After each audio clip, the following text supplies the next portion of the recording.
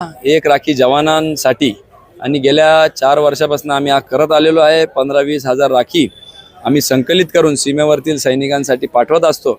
परंतु ह्या वर्षी व्यापक दृष्टिकोन ठेवून हा शिर्डी ते श्रीनगर जवळपास 2250 किलोमीटरचा प्रवास करून हा रक्षारथ आज प्रस्थान झालेला आहे।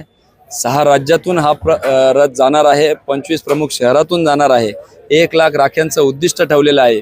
सीमेवरील सैनिक जे आपल्या सिंदूरचं रक्षा करता अशा सैनिकांच्या प्रती आपलं कृतज्ञता व्यक्त करण्याचे हेतू आमच्या महिला भगिनींनी त्यांचा संदेश लिहून या राख्या पाठवण्याचं नियोजन केलेलं आहे आणि अनेक सामाजिक संस्था यामध्ये सहभाग घेऊन त्या शहरांमध्ये राखी गोळा करून या उपक्रमाला प्रतिसाद देत आहे। निश्चितपणाने हा एक यशस्वी उपक्रम आपल्या सैनिकांचं मनोबल वाढवण्यासाठी ठरेल असं मला वाटतं आणि ह्यामध्ये जो भारत सरकारने निर्णय घेतलेला आहे की महिलांना देखील सीमा सैन्य बलामध्ये सक्रिय करून घेण्याचा जो काय पहिली तुकडी NDA मधून मागे पास झाली, आमच्या ज्या काय बाल भगिनी आहे, युवती आहे जे हे संदेश लिहून पाठवत आहेत त्यांच्यामध्ये देखील देश सेवेसाठी आपण सैनिक दलामध्ये भरती व्हावी ही देखील एक ऊर्जा त्यांना मिळावी, हाच याच्या मागचा 2 हेतू ठेवून हा उपक्रम चालू केलेला आहे।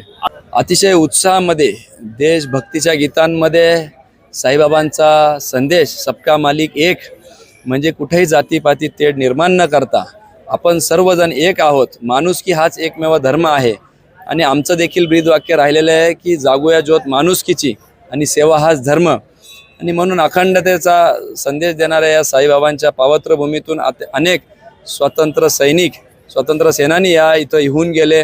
अनेक क्रांतिकारी त्या काळात साईबाबांना भेटायला यायचे, आशीर्वाद घ्यायचे आणि म्हणून एक विशेष महत्त्व या साईबाबांच्या भूमीला प्राप्त आहे। सैनिकी स्कूलची आमचे सुमितदादा कोल्हे यांच्या नेतृत्वाखाली बँड ज्याला राष्ट्रीय पुरस्कार मिळालेला आहे त्यांनी देखील सैनिकांच्या प्रती एक कृतज्ञता म्हणून मानवंदना या ठिकाणी त्यांच्या बँडद्वारे दिलेली आहे आणि बहिणींच्या प्रती सैनिकांच्या वतीने आभार व्यक्त एका प्रकारे त्यांनी बँड वाजून केलेला आहे आणि म्हणून भक्तिमय वातावरणामध्ये या रथाची सुरुवात आज शिर्डीमधून झालेली आहे।